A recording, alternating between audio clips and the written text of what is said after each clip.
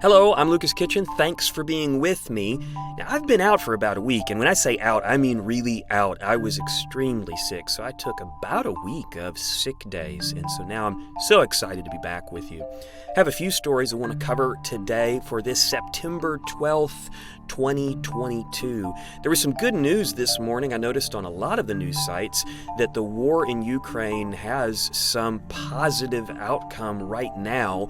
Now, positive and negative can be swapped out pretty quick, but the positive today is that if you are a Ukrainian backer, you'll be glad to hear that Ukraine has recaptured a few towns and villages in their recent conflict with Russia. Now, they have apparently pushed the Russian forces back to the northeastern border of Ukraine in that area.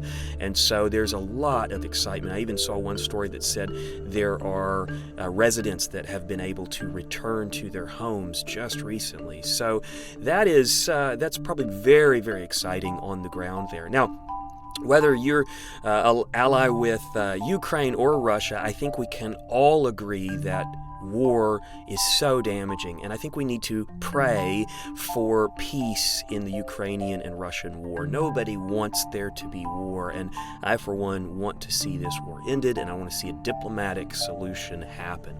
And so let's pray for that. Now, another story which I really feel like ought to be higher in the, well, I'll call it the headline queue. I'm not seeing it on many sites. I've seen it on a few, but it's the possibility that there might be a reviving of the Iranian nuclear deal. Do you remember this deal? About 2015 or so, Western powers got together and determined that we want to have a deal with Iran that will slow them down from getting a nuclear weapon or multiple nuclear weapons. And so that deal, didn't survive the last administration, I guess we could say. And now the current administration is considering the possibility of reviving it. Now, I want to give you my opinion on this because a lot of people are just immediately saying we shouldn't do it, it won't work. But I actually feel like diplomacy should always be first and deals should be first. However, I think that we should not go without some severe consequences. And I think that's probably what some people are complaining about the possibility of the deal, is that it needs to have serious consequences if it's violated. Now, I personally don't believe that a deal is going to keep Iran from getting a nuclear weapon. I think that's very wishful thinking, but I like to wish, and I would wish that a deal could do that, but it's hard to imagine. Apparently, the Israeli mentality on this kind of lines up with that. The Israeli Prime Minister Yair Lapid was recently in Berlin, and he had this quote that I thought was interesting. He said this to German leaders. He said, "It is time to move past the failed negotiations with Iran. They cannot and will not achieve the goals we all share to stop Iran from getting a nuclear weapon." I really like what he said here because it distills what we want. We don't want Iran to have a nuclear weapon because we believe they will use it. And I do think we need to be careful how we proceed. If there is a deal that allows them to get closer to that, I am not for that deal. But if there's a deal that could slow them down and offer them incentive to not, and they would follow that, then of course that deal could be a possibility. But reviving the deal from 2015 doesn't feel very viable to me because it didn't seem to really slow them down. So the big story that we're seeing, and I'm sure you've noticed this story, is King Charles III. Have you seen this all over the news? It's big news, obviously, and it's going to be probably at least for the next week, maybe for the next month, we're going to be seeing stuff about this.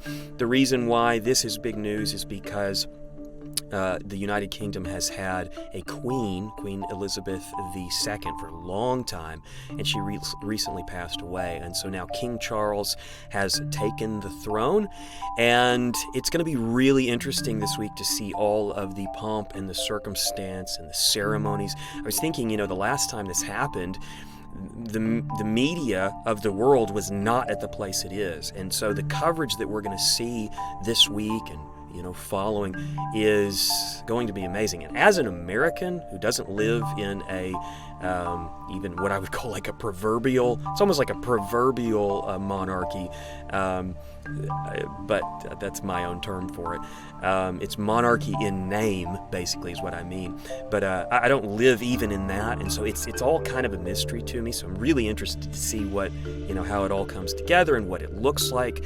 And I thought, because of that theme, and because we're going to be thinking about kings this week, I thought it would be worth our theme verse for the day to be about our true king. And obviously, King Charles isn't even our king in the United States, but even if I lived in the United Kingdom, I still would want to be remembering this. So check this out. This is from Daniel chapter 7. I love this little passage. He says, and this is Daniel speaking about a vision he's had.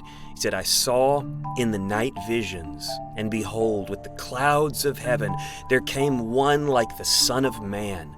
And he came to the Ancient of Days, and was presented before him. And to him was given dominion and glory and a kingdom, that all peoples, nations, and languages should serve him. His dominion is an everlasting dominion, which shall not pass away, and his kingdom one that shall not be destroyed.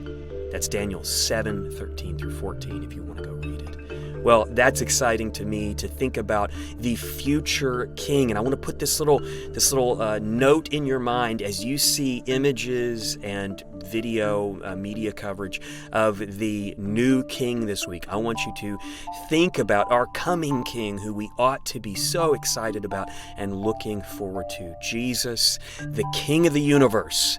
I'm looking forward to his return. And if we can keep that on our minds today and this week, I think we're going to have a good week. Well, thanks for watching, and I'll be back with you soon.